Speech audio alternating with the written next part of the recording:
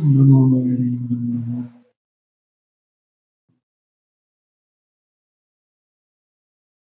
मंगलम भगवान मंगलम कुंडकुंडाभ्य सर्वमंगल मांगल्यं सर्वकल्याणकारकं ध्यानं सर्वधर्माणां शरणं नमः शिवाय शरणाय साधुभक्ताय तपास्ते चित्स्वभावाय भावाय सर्वं।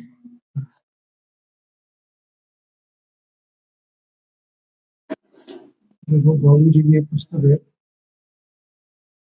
चर्चा चैतन्य की। इसमें 13 पेज पर अपन आ गए हैं।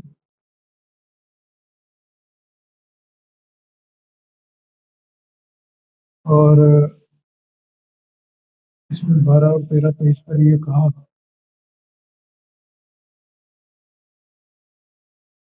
कि वास्तव में जिसको अपने आत्मा की धुन लगी है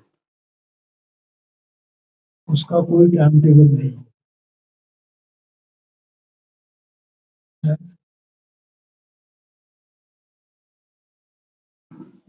टाइम टेबल होता वो स्वाध्याय वगैरह का होता वो अलग बात, लेकिन आत्मा के स्वरूप का विचार चिंतन मनन इसका कोई टाइम टेबल नहीं, ऐसा आशय है। अब यहाँ देखो 13 पेज पर ये नीचे एक प्रश्न आया है मुमुक्षु का, स्वरूप का चिंतन भी विराम ले लेता है, ऐसा है। उस प्रश्न का उत्तर है 14 पेज पर। असल में क्या है, मैंने सोचा इसमें से जो महत्वपूर्ण जितना अंश है उसको मैं लूंगा, ठीक है, तो वो अपने ख्याल में आ जाना चाहिए। तो 14 पेज पर बाबू जी का उत्तर देखिए। हाँ, चिंतन तो विराम लेगा ही सही, क्योंकि चिंतन तो ज्ञान का विकल्प है। क्या कहा? हाँ, चिंतन तो ज्ञान का विकल्प है। ज्ञान का विकल्प तो तरल है, चंचल है, और आत्मा की अनुभूति इस तरह से नहीं होती। है ना? क्योंकि वो चिंतन छोड़ करके जब स्वभाव का आश्रय करेगा, उसमें लीन होगा, तो चिंतन का विराम हो गया ना।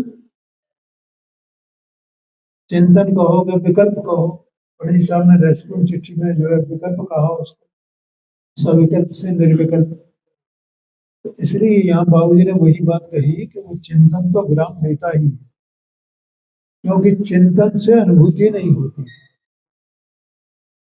चिंतन छूट करके और उपयोग स्वभाव के सन्मुख हो जाए। क्योंकि ये बात मैं कई बार कहता हूं कि उपयोग और स्वभाव में कोई अंतर ही नहीं है। उपयोग तो स्वभाव में ही है ना, लेकिन वो उपयोग जब चिंतन रूप हुए तो वहां आत्मा की अनुभूति नहीं है। लेकिन जब चिंतन विराम ले ले तो उपयोग आत्मा में रह गया ना। उपयोग है किसका? कहाँ है? जहां है वहां का वहीं रह गया वो। है कहाँ पे? आत्मा का है, आत्मा में है, तो वहां का वहीं रह गया। इसका मतलब स्वरूप में स्थिर हो गए, ऐसा आशय है जी। हाँ, वो समता ही है, और क्या है। चिंतन तो विषमता है। क्योंकि जो द्रव्य है वही पर्याय है ना, जो पर्याय है उसी द्रव्य है। हाँ, हाँ।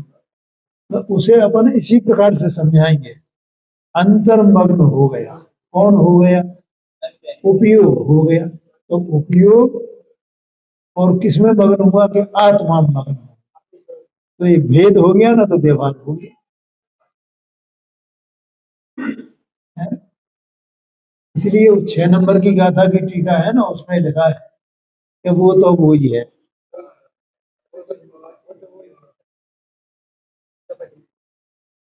इसका नाम स्थिरता है। इसमें अनुभूति होती है, स्थिरता में अनुभूति होती है, चंचलता में नहीं होती। 14 पेज में कहना है। क्योंकि जो विचार है वो चंचल है, लेकिन विचार में भी प्रसन्न भाव रहता है। अगर प्रसन्नता नहीं होगी तो फिर स्वरूप में स्थिर कहां से होगा? कोई भार थोड़ी है, कोई भय थोड़ी है।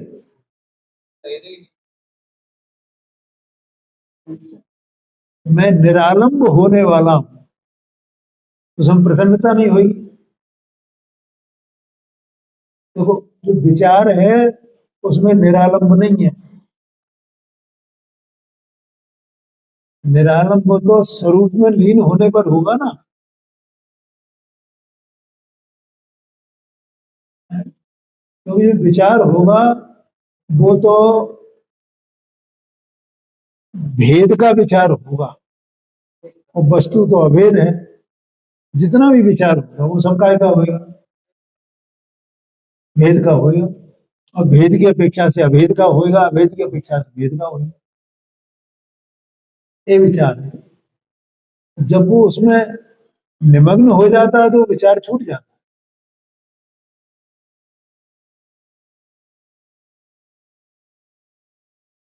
देखो, अब ये नीचे आ जाओ, बिल्कुल इसी पैरे पे 2-3 लाइनें।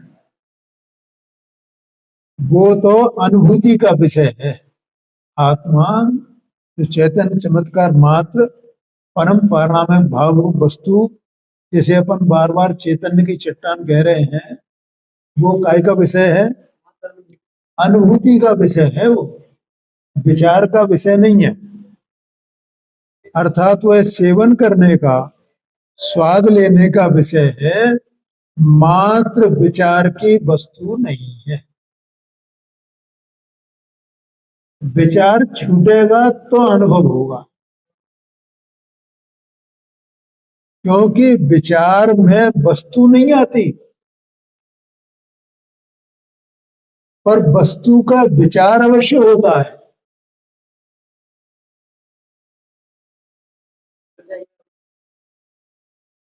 विचार माने वस्तु का ही विचार। वस्तु का विचार होगा ना, भेद अभेद का, नयों से ये सब विचार होता है। जैसे मैं एक बार कहता हूँ ना, कल भी मैंने बताया, परसों भी बताया, निरालंब है, 4 बात बताई थी ना। तो ऐसा विचार हो, लेकिन ये तो भेद का विचार हो गया ना। वो ये भी ना, वस्तु तो अभेद है, उसमें भेद का विचार हो गया। ये उसके विशेष हैं उसी वस्तु के। जब लीनता होगी तो विचार रहेगा। ये तो लीनता होने के बाद बाहर आवे तो फिर विचार में आएगा।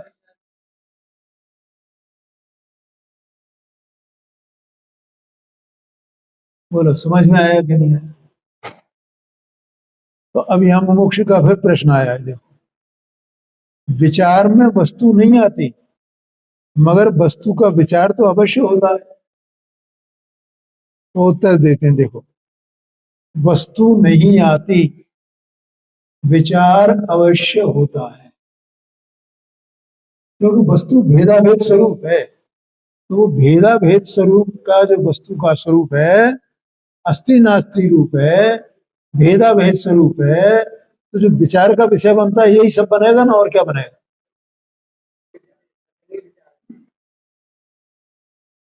है? दो बातें मुख्य हैं।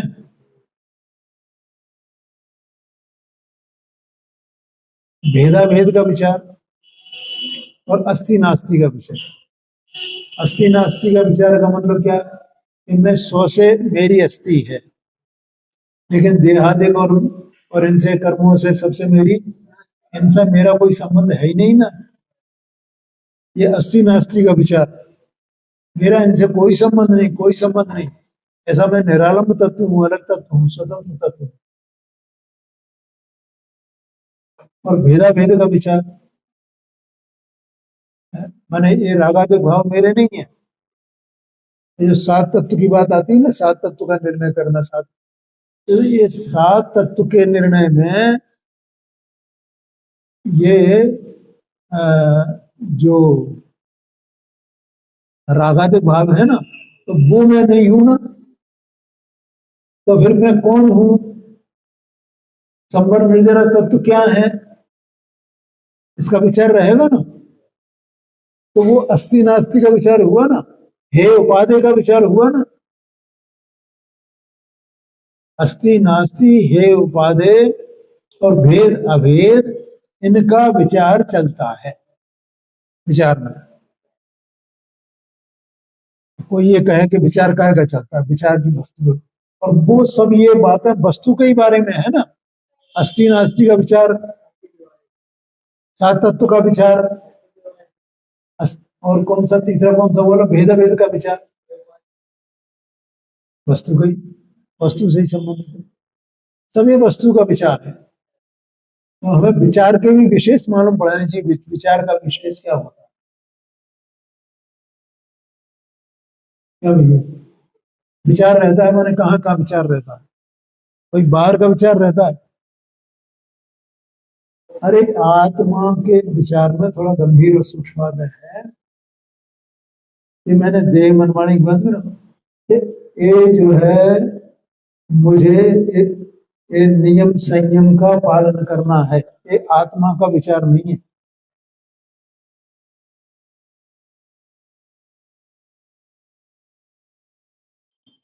ये मुझे 28 मूल गुण पालने हैं, ये आत्मा का विचार नहीं है भैया, बहुत कठिन बात है।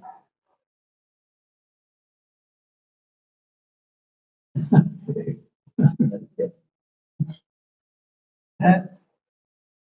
ओ, देव का विचार, गुरु का विचार, शास्त्र का विचार, ये आत्मा का विचार है क्या? अरे विचार का विषय क्या हो गया वहां, तो एकांतता परतर पे हो गया ना। यहाँ स्व की अस्थि और पर की नास्ति हो, तो वो आत्मा के विचार में आएगा। 7 तत्व का विचार हो, वो आत्मा के विचार में आएगा, क्योंकि वे सब आत्मा की अवस्थाएं हैं। और हम ज्ञानावरण आदि 8 तत्वों के स्वरूप का विचार करें, वो आत्मा का विचार है, उनका कोई निषेध नहीं है।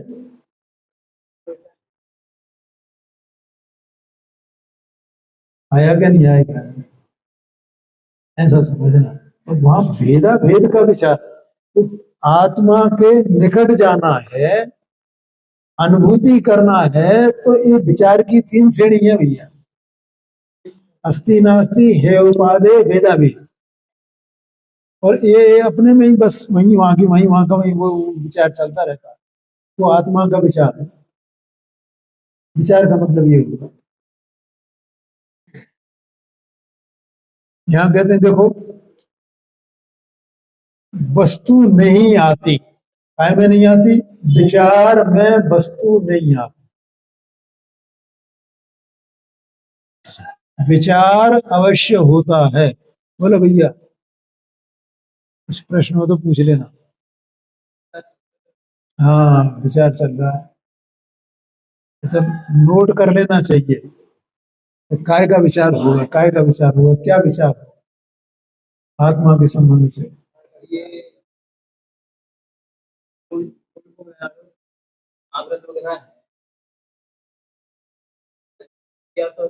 हाँ जी, आत्मा भी तो आत्मा का भी है जी, भाव आत्मा का है।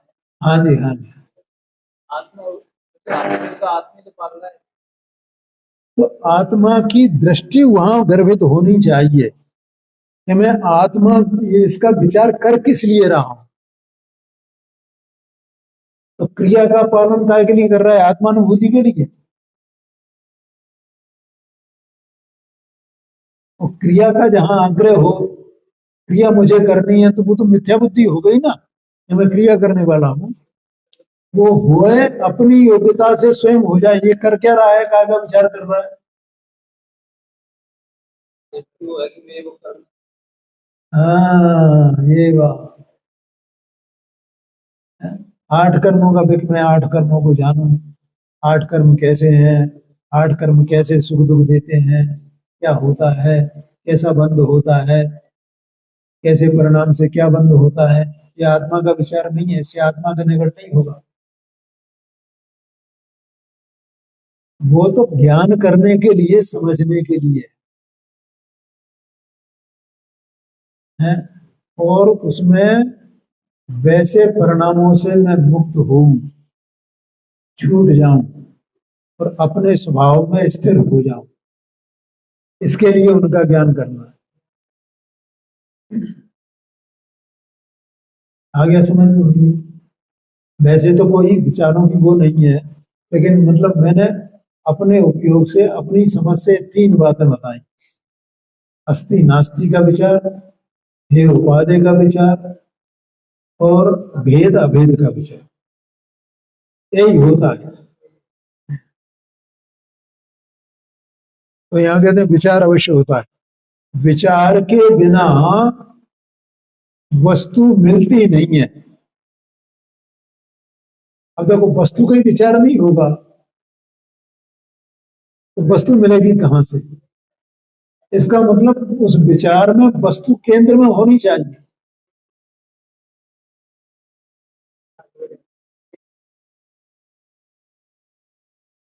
आया कि नहीं आएगा? अपन लड़की का संबंध करना है अपने को, तो अपन व्यवसाय कर रहे हैं, ये कर रहे हैं, वो कर रहे हैं, तो कभी व्यवसाय का विचार जो है वो क्या लड़की से संबंध रखता है? कोई संबंध नहीं है उसका। लेकिन हम किसी से उसकी चर्चा करें, भैया कोई लड़का बताओ, ये है वो है उसका, तो इसका मतलब उसका लड़की से संबंध है उस विचार का।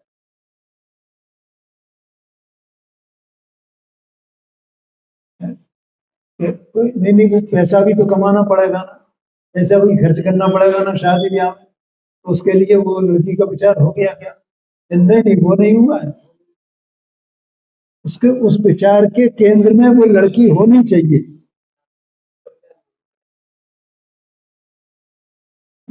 ऐसे आत्मा उस विचार के केंद्र में होना चाहिए, तब जो है वो विचार विचार माना जाएगा, और तब उस विचार से, उस विचार को छोड़ करके और आत्मा की प्राप्ति हो। इसलिए लिखा देखो, विचार के बिना वस्तु मिलती नहीं है और विचार से वस्तु मिलती नहीं है। विचार से मिलती नहीं है और विचार के बिना मिलती नहीं है। विचार होगा ही होगा, आएगा ही आएगा, और बीच में व्यवधान बनकर के आएगा। वो तो व्यवधान है। व्यवधान समझते हैं? बाधा, अवरोधक, व्यवधान, अवरोधक, अवरोधक, बाधा, समझ गए ना?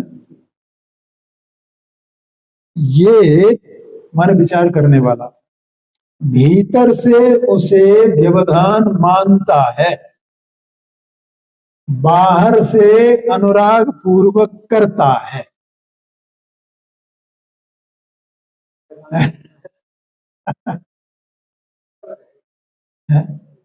बाहर से और भीतर से क्या मतलब है? कि उसकी प्रतीति में तो यही है कि एक छूटेगा तब सम्यक मन मुझे सम्यक होगा, या मुझे अनुभूति हुई, तब अनुभूति हुई है, छूटेगा विचार। इसलिए अंदर से उसे नहीं चाहता है, लेकिन उसको किए बिना भी नहीं रह सकता है कि अगर ये विचार नहीं करूंगा तो फिर क्या करूंगा? फिर दूसरा विचार होगा, फालतू के विचार होंगे। बाहर से उदास मन से, रोए रोए मन से नहीं करता,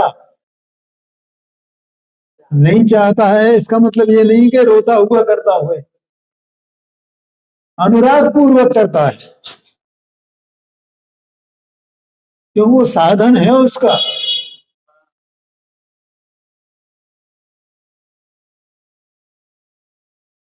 चिंतन भी प्रसन्न चित्त से करता है, विचार कहोगे चिंतन कहो, क्योंकि चिंतन में वो स्वयं है ना, माने उसके केंद्र में वही है ना,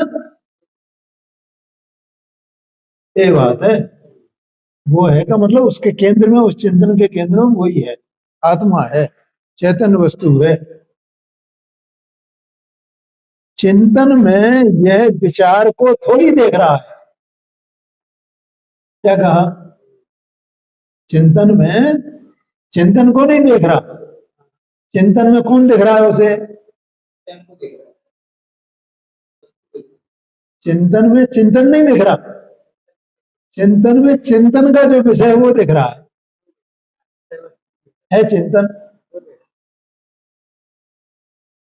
चिंतन में भी वो स्वयं है, विचार का भी लक्ष्य वो स्वयं ही है। देखो इस तरह महिमा बढ़ते बढ़ते अंत में विचार थम जाता है और दूसरे समय में अनुभूति हो जाती है।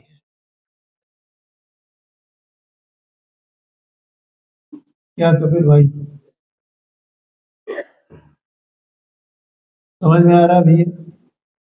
देखो ये देह मनवाणी तो सब अलग पड़े हुए हैं, बिल्कुल केंद्र में बस वो आत्मा है। तब ये देह मनवाणी, ये ज्ञान वर्णादिक कर्म, इनके उदयादिक बाहर के संयोग, ये कुछ दिखाई नहीं देते उस विचार में। इतना विचार भी ऐसा होता है पांडे जी, इस कोटि का विचार होए तो आत्मा की उपलब्धि होती है, अनुभूति होती है।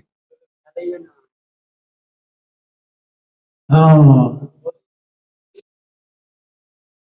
देखो इसमें अभी बह की बात आई थी, ये ऊपर लिखा है देखो, अभी अपन ने जहां पढ़ा था ना 6वीं 7वीं लाइन, चारों ओर भले ही भय के साधन हो, भयानक वस्तुएं चाहे आसपास पड़ी हो, लेकिन चित्त में भय नहीं रहेगा, उधर गए ही नहीं, देखा ही नहीं उसको।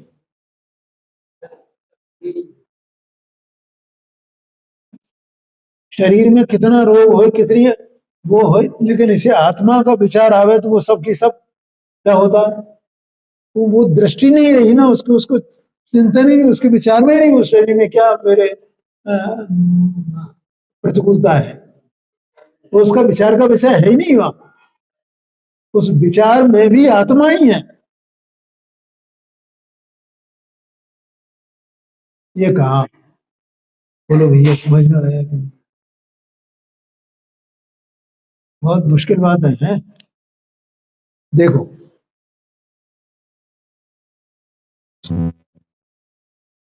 15 पेज पर ये हो गया ना पूरा 14।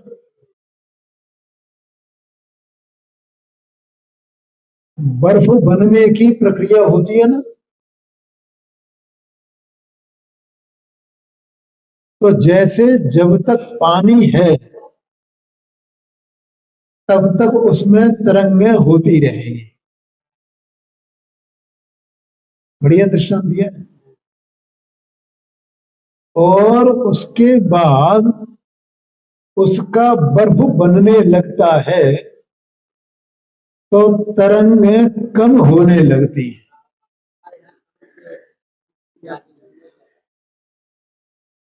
और जब पूरा बर्फ बन जाता है तब तरंगें बिल्कुल नहीं रहती है।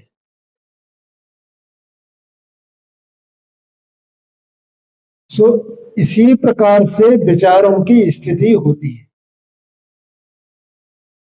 पहले स्थूलता रहती है,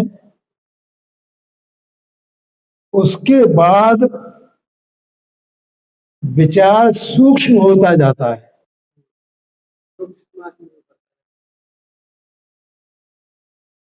और फिर अनुभूति में बदल जाता है।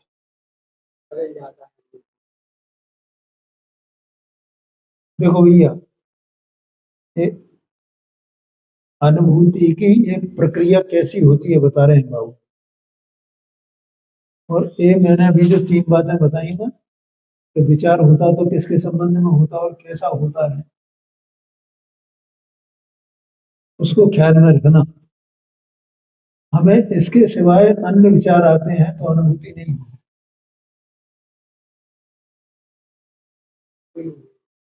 हे उपाधे अस्ति नास्ति और भेदा भेद।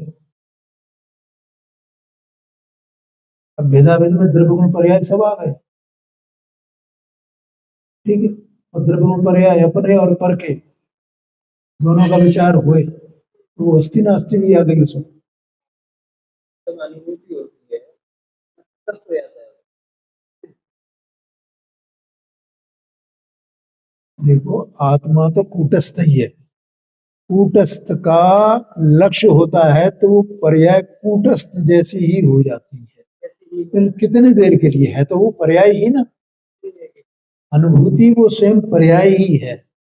और वो अनुभूति स्वरूप आत्मा की ही पर्याय है, वो अनुभूति रूप हो गई है बस, कूटस्थ काय को हो जाएगी और एक क्षण में अनुभूति करके फिर बाहर, ऐसा है। तो मैंने इसलिए बताया ये कि ये बिंदु अपने ख्याल में आनी चाहिए कि विचार होता है तो कैसा विचार होता है, क्या विचार होता है। यहाँ इसका खुलासा नहीं है लेकिन फिर भी ऐसा समझ लेना उसको, कि अपन शास्त्र पढ़ने को भी विचार मान लेते हैं। पढ़े अपन तो मान लेते हैं ना, अपन शास्त्र पढ़ रहे हैं तो विचार कर रहे हैं, विचार या दूसरों फालतू की इधर उधर की बातें हो वो भी विचार मान लेते हैं। जैसे वो अभी बताया ना मैंने कि मुझे ये पालन करना है, भगवान की पूजा करना है, ये भी तो विचार है भाई। अगर मेरा स्वाध्याय पूरा हो जाए तो मैं पूजा करूंगा, या पूजा हो जाए मेरी तो स्वाध्याय करूंगा, ये भी सब विचार ही हैं। लेकिन इनके केंद्र में आत्मा नहीं है। जिसके केंद्र में आत्मा हो, देखो बाबूजी ने स्वयं दी ना यहाँ, चिंतन में भी वो स्वयं है, ये बात है जी। हाँ, केंद्र माना मैं चैतन्य की चट्टान हूँ, ऐसा मैं कहता हूँ ना। ऐसा पहले अपनी सत्ता का भले ही मिथ्यात्व होए, उसमें निर्णय इतना होना चाहिए, ये देह मन वाणी ज्ञाना वर्णाधिक कर्म इनके उदयादिक भाव ये सब मेरे नहीं है, मैं नहीं। पहले खूंटा ठोकना पड़ेगा कि नहीं है इसका, तब फिर उसका विचार करेगा ये।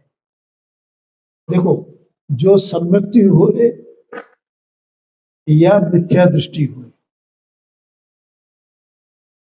दोनों का तरीका आत्मा की अनुभूति का तो एक ही है पाने, जो छदमस्त सम्यक दृष्टि है। क्योंकि सम्यक दृष्टि को भी सम्यक दर्शन तो रहता है, लेकिन आत्मानुभूति हर समय नहीं रहती है। ऐसे ही जो मिथ्या दृष्टि है और वो पहली बार सम्यक दर्शन प्राप्त करे, अनुभूति करे, तो अभी उसकी प्रक्रिया तो पूरी होगी ना, यही बात है। उसमें कोई भेद नहीं है उससे, बस तो जिसके मतलब जिसके निर्णय हुआ पहले कि मेरी सत्ता न्यारी है, लेकिन अभी अनुभूति नहीं हुई, इतना वो जान जाता है पांडे जी कि अभी अनुभूति नहीं हुई है और मुझे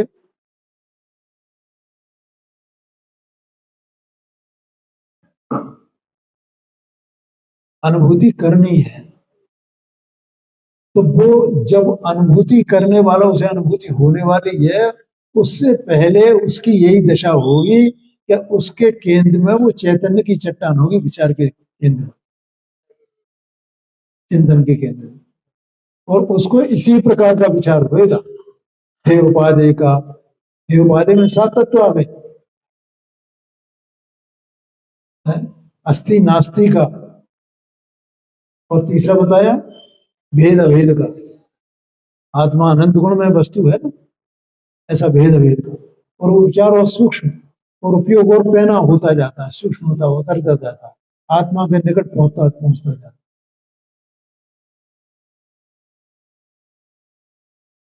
हाँ जी, कौन सी लाइन चल रही है? तो पहले स्थूलता रहती है, उसके बाद सूक्ष्म होता जाता है, फिर अनुभूति में बदल जाता है। सीधा सघन रसास्वादन होता है, लेकिन वो जो रसास्वादन है, क्या कहा, उस पर भी उसका लक्ष्य नहीं है।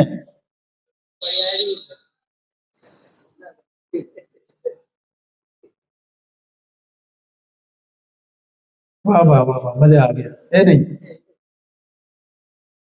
लक्ष्य काय पे है? वो तो पर कोटि में है। क्या चीज? वो रसास्वादन, वो आनंद, वो तो पर की कोटि में है पांडे जी। उसे तो एक की ही महिमा है। किसकी महिमा है? वो चैतन्य की चट्टान की महिमा। रसास्वादन पर उसकी दृष्टि नहीं है। जैसे अभी बताया ना, विचार जब करता है तो विचार का लक्ष्य विचार नहीं है। ऐसे ही रसास्वादन हुआ तो वहां उसका लक्ष्य रसास्वादन नहीं है, उसका लक्ष्य का क्या है? चैतन्य की चट्टान। हाँ, ये मैं तो यही हूं, वो लक्ष्य है उसका। वो तो पर कोटि में है, पराई कोटि में है, स्व की कोटि में नहीं है। ओ, देखो कई बार मैं कहता हूँ ना, सम्यक दर्शन हो सब, अरे तो हो क्या गया सम्यक दर्शन? हो जाए सम्यक दर्शन, उसे क्या है? मैं कौन हूं? मैं तो वो चैतन्य की चट्टान हूं ना, बस। ऐसे ही रसास्वादन हुआ तो पर्याय रूप है, हो जाए तो हो जाए, मैं तो वही हूं ना।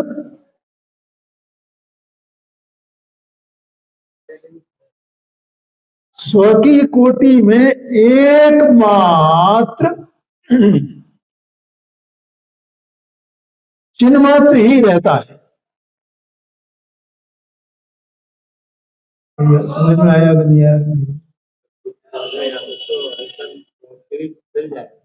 है? हाँ, ये ओ, उसे उसकी महिमा नहीं आती है, पर्याय की महिमा नहीं आती है। तो उसकी अंदर में जो अपने को जाना है ना, निरालंब हूं, भरपूर हूं। अब वो रसास्वादन जो है वो तो एक समय का है ना, पर्यायगत है, इतना कमजोर होएगा। और मैं कोई कमजोर वस्तु हूं क्या? मैं तो उसका पिंड हूं, सघन चट्टान हूं उसकी, वज्र की तरह।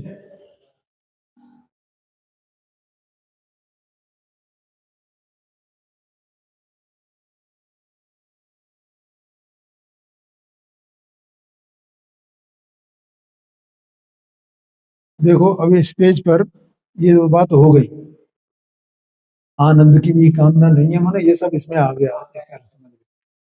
ठीक है, अब मैं 17 पेज पर आता हूं, ये पढ़ लेना, किसी को कोई शंका हो तो पूछ लेना प्रश्न। 17 पेज,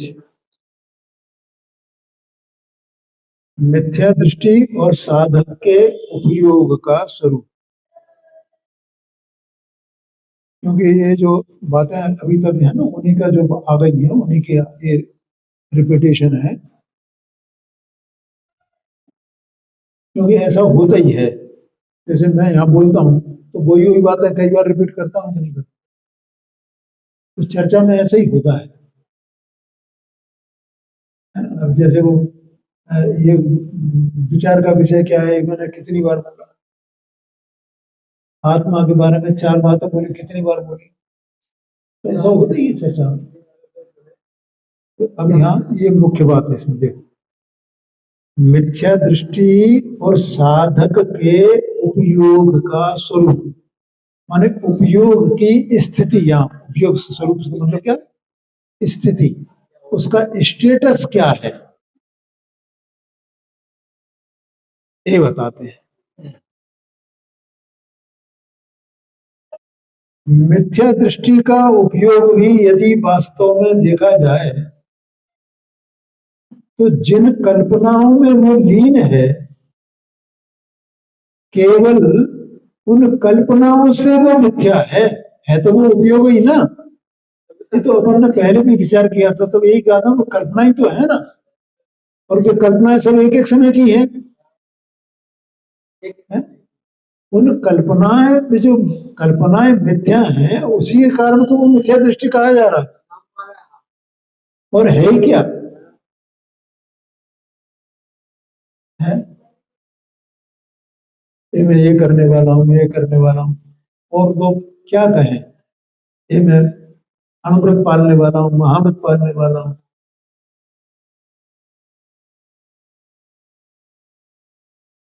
क्योंकि कल्पना के जो विषय हैं वे उपयोग में नहीं आते। उपयोग तो ज्ञान दर्शन में है, और उपयोग तो आत्मा का है, आत्मा में है। वे तो एक एक समय की कल्पना है, बुलबुले जैसे, और वो उठते हैं फूट जाते हैं, उठते हैं फूट जाते हैं, और पानी तो वहां का वही वैसा का वैसे बना रहता है ना। ऐसी उपयोग तो वैसा का वैसे ज्ञान दर्शन में है, उसमें तो वे बुलबुले की तरह है, वो ज्ञान में नहीं आते, ज्ञान में प्रवेश नहीं करते।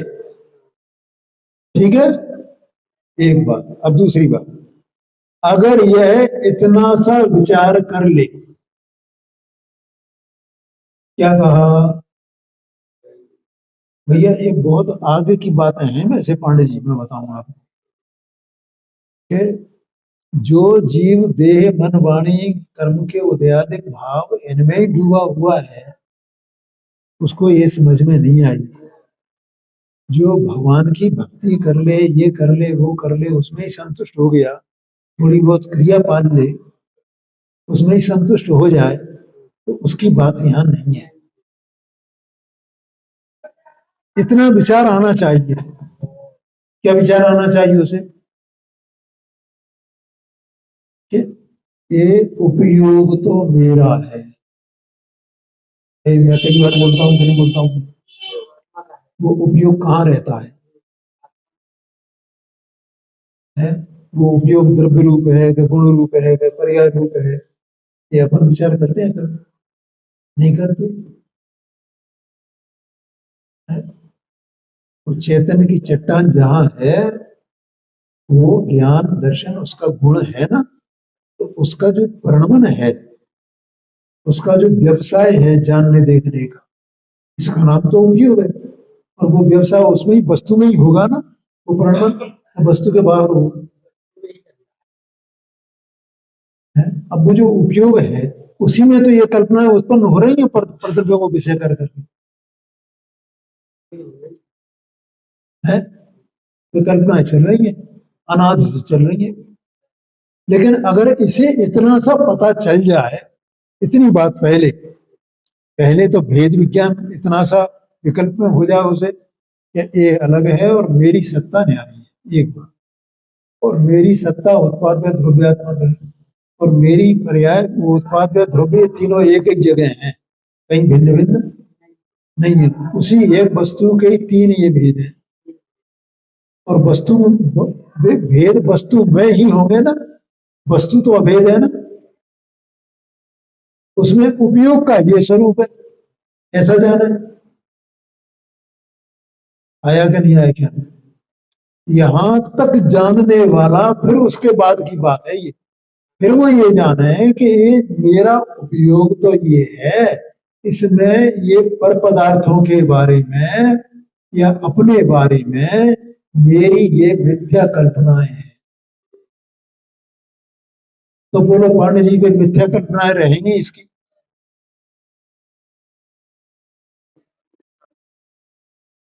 ये बात है। तो यहाँ कह रहे हैं अगर यह इतना सा विचार कर ले तो भी, तो क्या होगा? बस जान जाए इतना,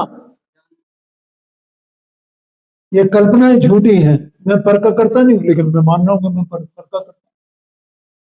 मैं परका भोगता नहीं, मान रहा हूं मैं परका भोगता हूं। ये शरीर में नहीं है, मान रहा हूं मैं शरीर में हूं। ये शरीर की क्रिया मेरा मैं करने वाला नहीं हूं, मैं मानता हूं मैं शरीर की क्रिया करता हूं। तो क्या हो जाएगा? ये सब झूठी कल्पना है।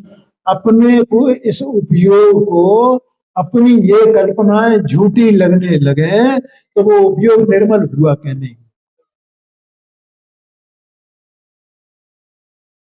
क्योंकि वो कल्पनाओं को छोड़ देगा, इन झूठी कल्पनाओं को छोड़ देगा, और तब उसे विचार होएगा, वो चिंतन जो उस श्रेणी में आएगा ही। क्योंकि उससे लाभ क्या?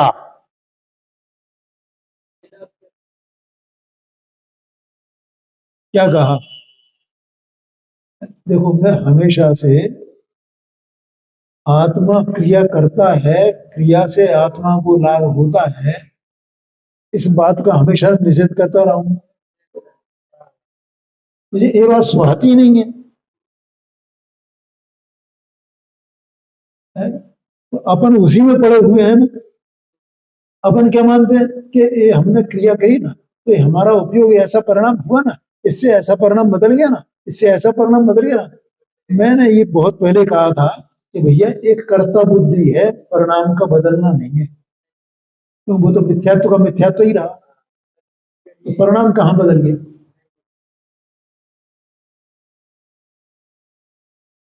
परिणाम तो बदला तब कहा जाए जब उसमें मिथ्यात्व का अभाव, अपनी कल्पनाएं झूठी लगे। उससे क्या लाभ?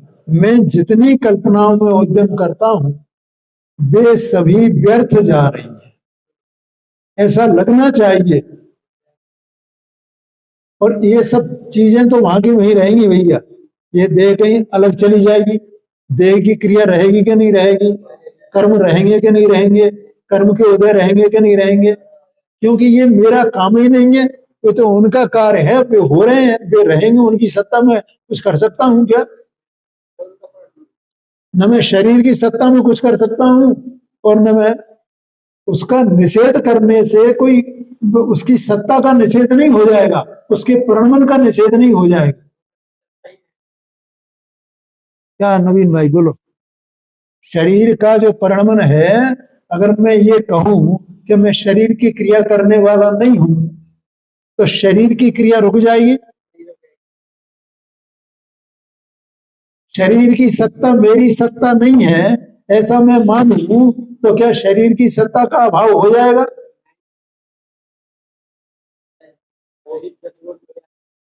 वो रहेगी कि नहीं रहेगी? है? लेकिन इसको वो भय लगता है, जैसे मेरे बिना वो हो ही नहीं, मेरे बिना वो हो ही नहीं। ये झूठी कल्पना है, और इससे उसे लाभ मिलता है, ऐसा मानता है इससे मुझे लाभ होगा, मेरा परिणाम बदल जाएगा। मेरा परिणाम बदल गया, ये मैंने परिणाम बदल लिया ना अपना। ये समझना भाई, बहुत कठिन बातें हैं। और एक भी पदार्थ अंदर भीतर नहीं आ रहा, कोई पदार्थ मैंने कल्पना में ही नहीं आता है, वो कल्पना से बाहर ही है। ये तो अपने में ही बस उपयोग में झूठी कल्पना करता रहता है। उसकी स्थिति तो यही है कि पर पदार्थों की अथवा प्रभावों की कल्पनाओं में निरंतर लीन रहता है। बस आगे की चर्चा कल।